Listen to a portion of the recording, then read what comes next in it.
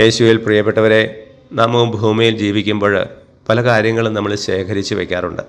ചില ശേഖരങ്ങൾ ഭൂമിയിൽ നമ്മൾ സൂക്ഷിക്കുമ്പോൾ ചിലത് നമ്മൾ സ്വർഗത്തിലാണ് ശേഖരിച്ച് സൂക്ഷിച്ച് വയ്ക്കുക. ഭൂമിയിലെ പണമാണ് ശേഖരിക്കുന്നതെങ്കിൽ അത് പലപ്പോഴും നമ്മൾ ബാങ്കിൽ നിക്ഷേപിക്കും. മറ്റ് വസ്തുവകളാണെങ്കിൽ, സ്വർണ്ണമൊക്കെയാണെങ്കിൽ ചിലപ്പോൾ ലോക്കറിൽ വയ്ക്കും. വസ്തുവകൾ നമ്മുടെ വീടുകളിൽ സൂക്ഷിച്ച് വയ്ക്കുന്നു. പക്ഷേ ഇതൊക്കെ നശ്വരങ്ങളാണ് എന്ന് നമുക്കറിയാം. ഏത് നിമിഷവും നശിച്ചു പോകാവുന്നതാണ്.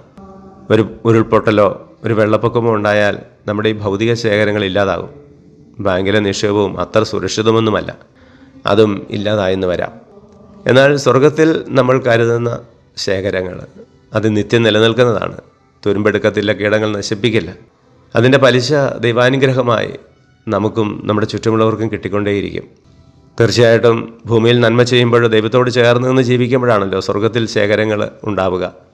ഇനി ഭൂമിയിലെ ശേഖരങ്ങളാണെങ്കിലും നമ്മളത് ശേഖരിക്കുമ്പോൾ ദൈവത്തോട് ചേർന്ന് നിന്ന് അവിടുത്തെ ഇഷ്ടപ്രകാരം ശേഖരിക്കാൻ ശ്രമിച്ചില്ലെങ്കിൽ, വചനം പറയുന്ന പോലെ നമ്മളതെല്ലാം ചിതറിച്ച് കളയുകയാണ്. ശരിക്കും നമുക്ക് ശേഖരിക്കാനാവില്ല. അത് മനസ്സിലാക്കിയിട്ടാണ് സങ്കീർത്തകൻ പറഞ്ഞത്, കർത്താവ് ഭവനം പണിയുന്നില്ലെങ്കിൽ പണിക്കാരുടെ അധ്വാനം നിഷ്ഫലമാണ് എന്ന്. അതുകൊണ്ട് എപ്പോഴും ദൈവത്തിൻ്റെ ഇഷ്ടമനുസരിച്ച് ദൈവത്തോട് ചേർന്ന് നിന്ന് അവിടുന്ന് ആഗ്രഹിക്കുന്നത് ശേഖരിക്കാൻ നമുക്ക് സാധിക്കട്ടെ. സ്നേഹനാഥനായ ഈശോയെ, ഞങ്ങളെ അനുഗ്രഹിക്കുമാറാകണമേ, ഇപ്പോഴും എപ്പോഴും എന്നേക്കും. ആമേൻ.